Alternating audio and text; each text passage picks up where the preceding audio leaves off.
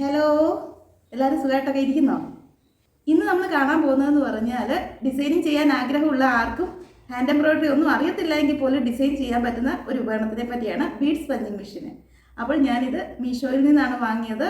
ഇത് 502 രൂപയ്ക്കാണ് ഞാൻ വാങ്ങിയപ്പോഴുള്ളത്. ഇപ്പോൾ അതിൽ കൂടുതലായിട്ടാണ് ഇതിനകത്ത് റേറ്റ് കാണിക്കുന്നത്. എങ്കിലും കയറി ഇറങ്ങിയിരിക്കും, നിങ്ങൾ നോക്കി വാങ്ങിച്ചാൽ മതി. കുട്ടികളുടെ ഫ്രോക്കൊക്കെ ഡിസൈനിങ് ചെയ്യാൻ ആഗ്രഹമുള്ളവർക്ക് ഇത്തരം ഒന്ന് വാങ്ങുന്നതുകൊണ്ട് ഒരു നഷ്ടവും ഇല്ല എന്നാണ് എൻ്റെ അഭിപ്രായം. നിങ്ങൾ ഒന്ന് വീഡിയോ കണ്ടു നോക്കുക, എന്നിട്ട് ഇത് വാങ്ങണോ വേണ്ടയോ എന്ന് തീരുമാനിക്കുക. ഇതാണ് ഞാൻ വാങ്ങിച്ച പേൾ സെറ്റിംഗ് മെഷീൻ, അല്ലെങ്കിൽ ബീഡ് പഞ്ചിങ് മെഷീൻ എന്നൊക്കെ പറയും. ഇത് കണ്ടില്ലേ, ഇതാണ് സാധനം. കണ്ടോ, ഇങ്ങനെ ഇതെങ്ങനെയാണ് യൂസ് ചെയ്യുന്നതെന്ന് കാണാം. ഇത് വാങ്ങിക്കുമ്പോൾ ഇങ്ങനെ പല സൈസിലുള്ള കുറച്ച് നോസിലുകൾ ഇങ്ങനെ കിട്ടുന്നുണ്ട്. ഈ നോസിലുകളും ഇത് കുറച്ച് ബീഡ്സും, ഈ ഒരു കിറ്റിനോട് കൂടി കുറച്ച് ബീഡ്സും ആ ബീഡ്സ് പിടിപ്പിക്കുന്ന നെയിൽസും കൂടെ കിട്ടുന്നുണ്ട്. ഇതിനെല്ലാം കൂടെയാണ് 502 രൂപ നമുക്ക് ആകുന്നത്. മെഷീൻ മാത്രമല്ല, പല ഇതിൽ കൂടുതലാണ് ഇതിൻ്റെ വില കാണുന്നത്. ഇതിനകത്ത് മാത്രമേ ഇത്രയും കുറഞ്ഞ വില ഞാനിത് കാണാറുള്ളൂ. പക്ഷേ പലയിടത്തും അപ്പോൾ ഈ ബീഡ്സുകളൊക്കെ കൂടുതൽ കിട്ടുന്നുണ്ട്. അങ്ങനെ നമ്മൾ മേടിക്കണമെന്നില്ല, ബീഡ്സ് നമുക്ക് വേറെ മേടിക്കാവുന്നതാണ് കടയിൽ നിന്ന്. അപ്പോൾ ഇത് നമുക്കൊന്ന് പരിചയപ്പെടാം. ഇതിൻ്റെ ഈ ബോക്സിൽ കാണിച്ചിരിക്കുന്നത് പോലെ ഇതിൻ്റെ നോസിലുകൾ 4mm, 5mm, 6mm, 8mm, 10mm അങ്ങനെ 5 നോസിലുകൾ, 4 നോസിലുകൾ ഇങ്ങനെ കവറിലും ഒരു നോസിൽ ഇതിൽ ഇങ്ങനെ പിടിപ്പിച്ചുമാണ് വരുന്നത്. ഇത് പിടിപ്പിക്കുന്നത് എങ്ങനെയാണെന്ന് കാണിക്കാൻ വേണ്ടിയാണ് ഞാൻ ഊരിയെടുത്തത്. ഇതിപ്പോൾ ഞാൻ നമുക്ക് ഇതിൻ്റെ കൂടെ ഫ്രീ ആയിട്ട് കിട്ടിയ ആ ബീഡ്സിൻ്റെ വലുപ്പത്തിലുള്ള നോസിലാണ് ഇതിലെടുത്തിടുന്നത്. അതിൻ്റെ വലുപ്പം എങ്ങനെ നോക്കുന്നതെന്ന് കാണിക്കാം. അത് ഇതിന് ഇടുന്നതെന്ന് പറഞ്ഞാൽ ഇതിൻ്റെ ഇതുണ്ടല്ലേ, ഇതിന് തൊട്ട് താഴത്തെ ആ ഭാഗത്തായിട്ട് ഇങ്ങനെ കയറ്റി പിരിച്ചിടണമെന്നേ ഉള്ളൂ. പിരിച്ച് അത് ടൈറ്റ് ചെയ്തു. അത് ടൈറ്റ് ചെയ്യുമ്പോൾ അതിൻ്റെ താഴ്വശത്തായിട്ട് ഇങ്ങനെ ഒരു റബ്ബർ ഇതുണ്ടല്ലേ, ഒരു ഇതുണ്ട് റബ്ബർ. ഇതിലേക്കാണ് ഇത് വെച്ച് ഇതിപ്പോൾ നമുക്ക് എല്ലാ നോസിലുകൾക്കും ഉണ്ടല്ലേ, കൂടെയുള്ള എല്ലാ നോസിലുകൾക്കും ആ ഒരു റബ്ബർ ഇത് കൂടെ വെച്ചിട്ടാണ് വരുന്നത്. ഇതാണ് 10mm. ഇതിലത് ഏറ്റവും വലിപ്പമുള്ള ബീഡിൻ്റെ ഇടാനുള്ള ഇതിൻ്റെ തൊട്ട് താഴെ ഇത് ഏറ്റവും വലുത്. ഇത് തൊട്ട് താഴെയുള്ളത് ഇതിങ്ങനെ ഉണ്ടല്ലേ, ഇതൊക്കെ ചെറുതുകളാണ്. അപ്പോൾ നമുക്ക് കിട്ടിയിരിക്കുന്നത് ഇതിൻ്റെ കൂടെ അറ്റാച്ച് ചെയ്ത് വെച്ചിരുന്നതെന്ന് പറഞ്ഞാൽ അതിനകത്ത് മീഡിയം വലിപ്പം, അതായത് ഒരു 6mm നമ്മുടെയൊക്കെ ഇവിടെ വെച്ചിരുന്നത്. സൈസ് നമുക്ക് നോക്കുമ്പോൾ 6mm ഇതിൽ വെച്ചിരുന്നത്. അപ്പോൾ ഈ 6mm ചേരുന്ന ബീഡ്സാണ് ഇതിൻ്റെ കൂടെ വന്നത്. ഇതെന്ന് പറഞ്ഞാൽ ഈ മുത്തിൻ്റെ പ്രത്യേകത നോക്കിയാൽ ഹോളില്ലാത്ത മുത്താണ്. നല്ല കളറൊന്നും അങ്ങനെയൊന്നും പോകുകയില്ലാത്ത നല്ല മുത്ത് തന്നെയാണ് ഇവർ ഇത് കൂടെ തന്നിരിക്കുന്നത്. അപ്പോൾ ഈ ഹോളില്ലാത്ത മുത്താണ് നമുക്ക് ഈ ബീഡ്സ് പഞ്ചിങ് മെഷീനിൽ ഉപയോഗിക്കണമെങ്കിൽ വേണ്ട. കണ്ടില്ലേ, ഈ റബ്ബറിനകത്ത് ഇങ്ങനെ കറക്റ്റ് കയറിയിരിക്കുന്ന സൈസ്. അങ്ങനെ ഇപ്പോൾ ബീഡ്സും ഇപ്പോൾ ഇത് നമ്മൾ സൈസ് അനുസരിച്ച് മേടിക്കണം. 6mm, 4mm അങ്ങനെ നമ്മൾ ബീഡ്സ് ചോദിച്ച് മേടിക്കുന്ന അനുസരിച്ച് ഇതിൻ്റെ നോസിലും മാറ്റിയിടുക, ആ ബീഡ്സ് കയറുന്ന അനുസരിച്ച് വലുപ്പത്തിൽ. അഥവാ നിങ്ങൾ മേടിക്കാൻ പോകുമ്പോൾ ഡൗട്ട് ഉണ്ടെങ്കിൽ ഈ നോസിലൂടെ കൊണ്ടുപോയാൽ മതി. നോസിൽ കളഞ്ഞു പോകരുത്. നോസിലൂടെ കൊണ്ടുപോയാൽ നമുക്ക് അതിനകത്ത് വെച്ച് നോക്കാം. അല്ല കടയിൽ ഇപ്പോൾ എല്ലാവർക്കും എല്ലാ കടയിലും ഇങ്ങനെയൊക്കെ നമ്പർ അറിയണമെന്നില്ല. അഥവാ അതിൽ എഴുതിയിട്ടില്ല എങ്കിലൊക്കെ അതറിയണമെങ്കിൽ നമ്മൾ ഈ നോസിലൂടെ കൊണ്ടുപോയാലും നമുക്ക് കറക്റ്റ് അതറിയാൻ പറ്റും. അപ്പോൾ ഇങ്ങനെ സെറ്റ് ചെയ്യുന്നു. ഇനിയിപ്പോൾ ഒരു തവണ പഞ്ച് ചെയ്ത് കഴിയുമ്പോൾ ഇത് ഓരോ തവണ ഇത് ഊരി എടുക്കണമെന്നില്ല. അത് ഞാൻ ചെയ്ത് കഴിയുമ്പോൾ കാണിക്കാം. കാരണം നമ്മൾ ബീഡ്സ് അങ്ങോട്ട് വെച്ച് കയറ്റി വെച്ചാൽ മതി. അല്ലാതെ ഓരോ തവണ അത് ആ റബ്ബർ ഭാഗം ഊരി എടുക്കണമെന്നില്ല. പിന്നെ ഇനി വേണ്ടതെന്ന് പറഞ്ഞാൽ ഇത് പിടിപ്പിക്കുന്നതിന് ഒരു നെയില് ഇത് കണ്ടോ, ഒരു വശത്ത് ഇങ്ങനെ കാല് ഇതുണ്ട്, ഷാർപ്പായിട്ടുള്ള കാലും മറ്റേ വശം ഫ്ലാറ്റായിട്ടുള്ള ഒരു നെയിലാണ് ഇത് അറ്റാച്ച് ചെയ്യാൻ കിട്ടുന്നത്. ഈ നെയിൽ നമ്മൾ ഇതിൻ്റെ താഴ്ഭാഗത്തൊരു ഹോൾ, ഇതുണ്ടല്ലേ, താഴ്ഭാഗത്ത് ഈ ഒരു ഭാഗത്തൊരു കുഴിവുണ്ട്. ആ കുഴിവിലേക്ക് നെയിലിൻ്റെ ഈ കാലുവശം മുകളിലേക്ക് വരുന്ന പോലെ, നെയിലിൻ്റെ കാലുവശം മുകളിലേക്ക് വരുന്ന പോലെ ഈ ഇതിനകത്തേക്ക് നമ്മൾ ഇടുകയാണ്. ഇപ്പോൾ ഇതിനകത്ത് അത് കിടക്കുകയാണ്. കണ്ടോ, കാണാവോ? ഇതിനകത്ത് അത് കിടക്കുകയാണ്. മുകൾ വശത്ത് നമ്മൾ ബീഡ്സും വെച്ചിട്ടുണ്ട്. അത്രയേ ഉള്ളൂ പരിപാടി. ഇനിയിപ്പോൾ നമുക്ക് ഏത് ഭാഗത്താണ് ഇത് അറ്റാച്ച് ചെയ്യേണ്ടതെന്നാണ് നോക്കേണ്ടത്. ക്ലോത്തിൽ ഈ 2 ഭാഗങ്ങളിൽ ഓരോ ബീഡ്സ് വെക്കാനാണ് പോകുന്നത്. അപ്പോൾ നമ്മൾ ഏത് ഭാഗത്താണോ ചെയ്യേണ്ടത്, ഇപ്പോൾ ക്ലോത്ത് ഇങ്ങനെ സെപ്പറേറ്റ് എടുക്കണം, അല്ലെങ്കിൽ 2 ഭാഗം കൂടെ കൂട്ടി വെച്ചടിച്ച് കളയരുത്. ഈ ഭാഗം ഇങ്ങനെ അവിടേക്ക് നമ്മൾ കയറ്റി കൊണ്ടുവരിക. അടിയിലത്തെ ക്ലോത്ത് സെപ്പറേറ്റ് ആയെന്ന് ഉറപ്പാക്കിയ ശേഷമേ ചെയ്യാവുള്ളൂ. കറക്റ്റ് ആ പോയിൻ്റ് കൊണ്ടുവന്ന് അവിടെ വയ്ക്കുക. അവിടെ കൊണ്ടുവച്ച ശേഷം ഇനി ചെയ്യേണ്ടതെന്തോ വേറെ ഒന്നുമില്ല. നമ്മുടെ ഈ ഒരു ഭാഗമില്ലേ, ഈ ഒരു ഭാഗം പിടിച്ച് മുകളിലേക്ക് ഇങ്ങനെ ആക്കിയാൽ മതി. കണ്ടില്ലേ, അപ്പോൾ ഈ ഭാഗം താഴേക്ക് താഴുന്നുണ്ട്. കണ്ടോ, ഇങ്ങനെയാണ് ഞാൻ ചെയ്യുവാണേ. അപ്പോൾ കറക്റ്റ് ആ ഭാഗം അവിടെ ആണോ. അപ്പോൾ ഞാൻ അടിക്കാൻ പോവുകയാണ്. കണ്ടില്ലേ, അത്രയേ ഉള്ളൂ പരിപാടി.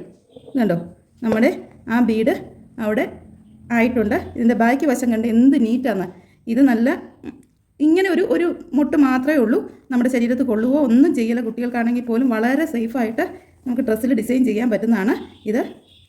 ഇനി ഇപ്പോൾ ഈ ഒരു വില്ലും കൂടെ ഞാനത് ചെയ്യാം. ഇനിയിപ്പോൾ രണ്ടാമത് ചെയ്യുമ്പോൾ നമുക്ക് ഈ സൈസൊക്കെ അറിയാമല്ലോ, അതുകൊണ്ട് ഇതിനകത്തോട്ട് അകത്തേക്ക് ഇങ്ങനെ വെറുതെ ബീഡ് കയറ്റിയിട്ടു, താഴെ നെയിലിടുന്നു. താഴെ നെയിലിട്ടു. ഇനിയിപ്പോൾ അത്രയും ചെയ്യാം.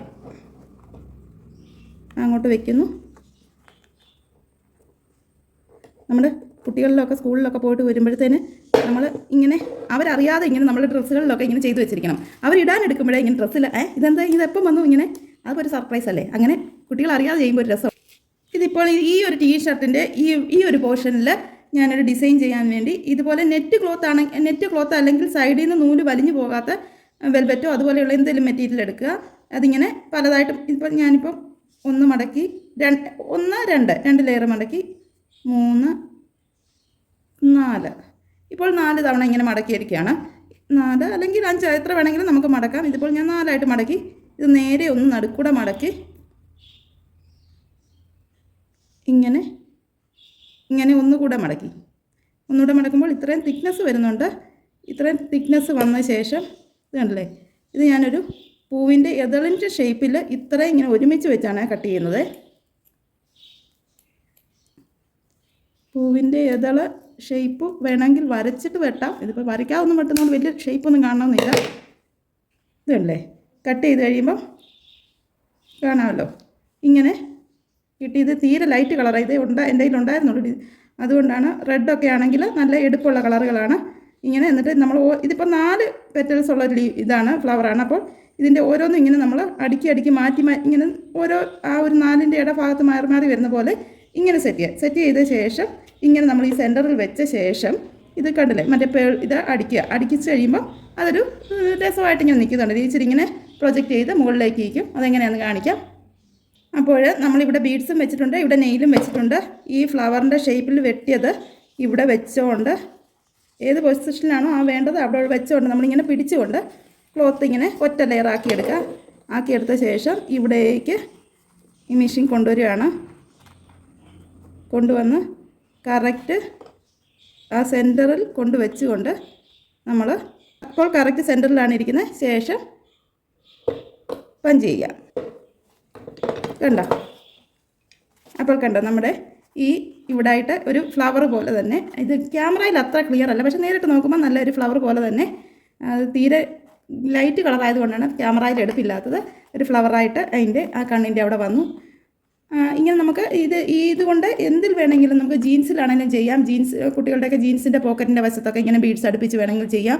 അതുപോലെ തന്നെ നമുക്ക് ബാഗുകളിലൊക്കെ ആണെങ്കിലും ബീഡ്സ് പിടിപ്പിക്കാം. കട്ടിയുള്ള മെറ്റീരിയലിലും കട്ടിയില്ലാത്തതിലും ഏത് ഡ്രസ്സുകളിൽ വേണമെങ്കിലും നമുക്ക് ബീഡ്സ് ചെയ്യാം. ചുരിദാറിൻ്റെയൊക്കെ നെക്ക് പോർഷനുകളിലോ ഈ ബട്ടൺസിനൊക്കെ പകരമായിട്ട് 10 mm ബീഡ്സൊക്കെ വെച്ചിട്ട് ബട്ടൺസ് പോലെ ഇങ്ങനെ അടുപ്പിച്ച് താഴേക്കായിട്ടൊക്കെ അങ്ങനെയൊക്കെ വെച്ച് ഡിസൈൻ ചെയ്യാവുന്നതാണ്. അപ്പോൾ ഇങ്ങനെ ഡിസൈനൊക്കെ ചെയ്യാൻ ആഗ്രഹമുള്ളവർക്ക് ഇങ്ങനെ ഒരു പേൾ സെറ്റിംഗ് മെഷീന് 502 രൂപയ്ക്കാണ് ഞാൻ മേടിച്ചത്. അത്ര രൂപ കൊടുത്ത് മേടിക്കുന്നതുകൊണ്ട് ഒരു നഷ്ടമില്ല. നമുക്ക് വളരെ വേഗത്തിലും എന്നാൽ അകവശം കുട്ടികൾക്കൊക്കെ ആണെങ്കിൽ പോലും ഒരു ഇറിറ്റേഷൻ ഇല്ലാതെ നല്ല നീറ്റായിട്ട് ചെയ്യാവുന്നതാണ്. ഷോളുകളൊക്കെ വേണമെങ്കിലും ഈ നമ്മൾ പ്ലെയിൻ നെറ്റ് മെറ്റീരിയൽ മേടിച്ച് ഇതുപോലെ ബീഡ്സ് അടിച്ച് കഴിഞ്ഞാൽ ആ മെറ്റീരിയൽസിന് ഭയങ്കര വില വ്യത്യാസം വരുന്നതാണ്. കാരണം നമുക്കറിയാം ഒരു പേൾ ബീഡൊക്കെ പിടിപ്പിച്ച് ഇങ്ങനെ ഇടയ്ക്കുള്ള മെറ്റീരിയലൊക്കെ മേടിക്കാൻ ചെന്നാൽ നല്ല വിലയാണ്. നമുക്ക് ഇങ്ങനത്തെ ഒരു മെഷീൻ ഉണ്ടെങ്കിൽ നമുക്ക് തന്നെ അത് ചെയ്തെടുക്കാവുന്നതേ ഉള്ളൂ. ഫ്രോക്കൊക്കെ ചെയ്യുമ്പോഴാണെങ്കിലും നെറ്റിൽ ഒക്കെ ഇത് അടിച്ചു കഴിഞ്ഞാൽ നല്ല ഭംഗിയായിട്ട് വയ്ക്കാവുന്നതാണ്. നല്ല ക്വാളിറ്റിയുള്ള സാധനം തന്നെയാണ് ഇത്, ഒട്ടും നഷ്ടമില്ല. ഇങ്ങനെ വാങ്ങിക്കാൻ ആഗ്രഹമുള്ളവർക്ക് ധൈര്യമായിട്ട് മേടിക്കാവുന്നതാണ്. അപ്പോൾ ഇന്നത്തെ വീഡിയോ നിങ്ങൾക്ക് ഇഷ്ടമായിട്ടുണ്ടോ? ഇഷ്ടമായാൽ ലൈക്ക് ചെയ്യാൻ മറക്കരുത്. അതുപോലെ തന്നെ ഇതുവരെയായിട്ട് നമ്മുടെ ചാനൽ സബ്സ്ക്രൈബ് ചെയ്തിട്ടില്ലാത്ത സുഹൃത്തുക്കളുണ്ടെങ്കിൽ ഒന്ന് സബ്സ്ക്രൈബ് ചെയ്ത് സപ്പോർട്ട് ചെയ്യുക. ഇനി ഇതുപോലെയുള്ള വീഡിയോകളുമായി വരുന്നതാണ്. Thank you for watching.